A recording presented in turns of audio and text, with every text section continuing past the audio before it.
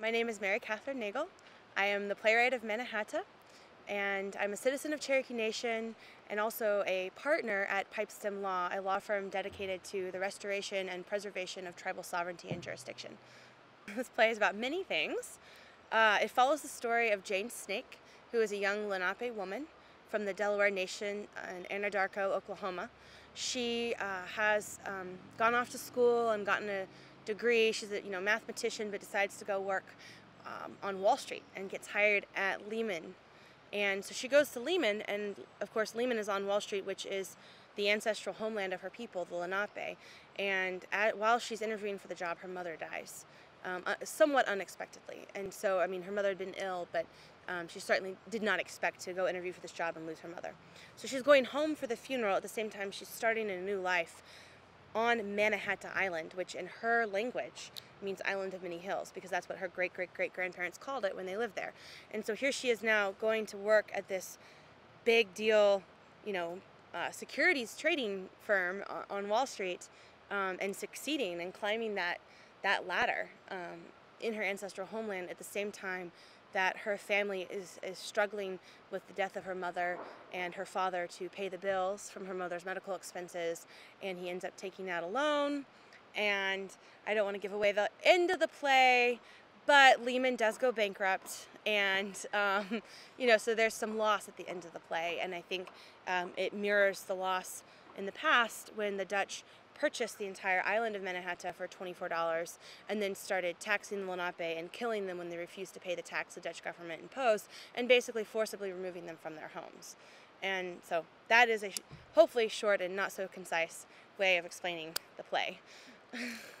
When I wrote this play, I was working at a corporate litigation firm that represented a lot of entities that were suing the banks. So I was getting a lot of exposure to RMBS that I otherwise would never have had, and was having to understand it conceptually in order to litigate it, and was reading a lot of the books like Too Big to Fail and those other books about the crisis. And at the same time, I had a lot of friends who were working in the Occupy Wall Street movement, and they were kind of saying, hey, Mary Catherine, can you do this or that? Can you help us with this? We want to write some plays about Occupy Wall Street. And I just started having conversations with people. Well, your movement is to occupy Wall Street. Do you know why the wall on Wall Street, or do you know why it's called Wall Street? And they'd say, well, there was a wall here. Okay, do you know why the wall was built here, or who built it? And they're like, well, it was just a wall, and maybe the British built it. No one could tell me that the Dutch built it in 1654 using slave labor to keep the Lenape out of their homeland. And for me, if you're going to criticize an American structure for taking people's homes today, how can you criticize it really analytically if you don't understand the way it was conceived to take indigenous homes 400 years ago? I mean, to me, you're not going to get very far.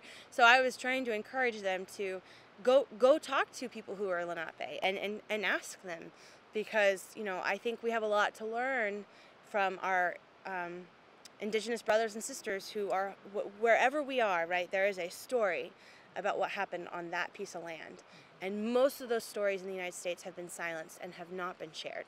And I think once we start sharing more of those stories, we will see, I think, a cultural shift, because it changes the narrative.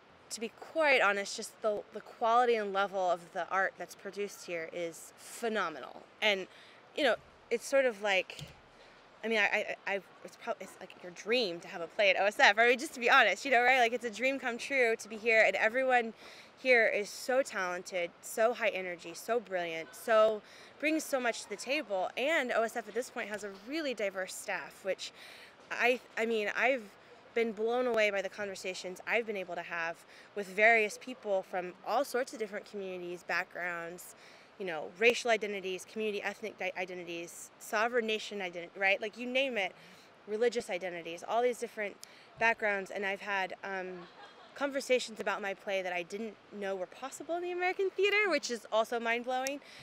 But what happens here is really special. And I know that there are some people who say, well, gosh, maybe we pay too much tribute to Shakespeare, and that's a conversation I'll leave for others. I think I see the reverence for Shakespeare, and I respect that. And I think there's something actually kind of beautiful about it, in that in an American culture we do have a form of shared storytelling. You know, we do all, I mean, for the most part, if you go to an American school, you're going to read Hamlet or Macbeth. You know, you may not read Merry Wives of Windsor in high school, but you'll probably read Hamlet and Macbeth. You know, and so there is a shared connection to Shakespeare that we have as Americans who go through the school system. And I think that's something to embrace.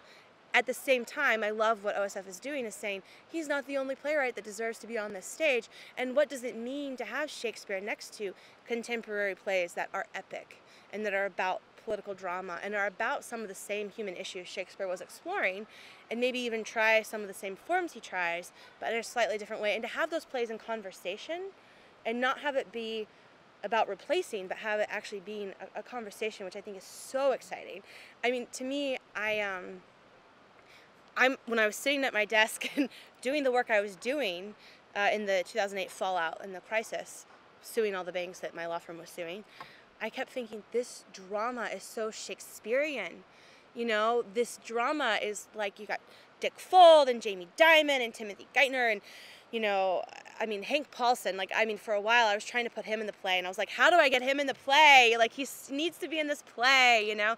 He was a character in a much earlier draft, and finally at one point my brilliant dramaturg Liz Frankel was like, I just don't know if he's this play, you know? And that was a real moment, taking it out of the U.S. Treasury, you know, and put it exclusively in Lehman. But going back to my point is just why I'm excited that it's here is there was this moment where I was like, this is such a Shakespearean drama. To me, I made that connection just inherently in my mind. And then to have OSF be like, this play belongs here, feels really validating and also really exciting for the journey of the play, that it's gonna be, that people who've cut their teeth on Shakespeare are now gonna cut their teeth on my play is wildly exciting.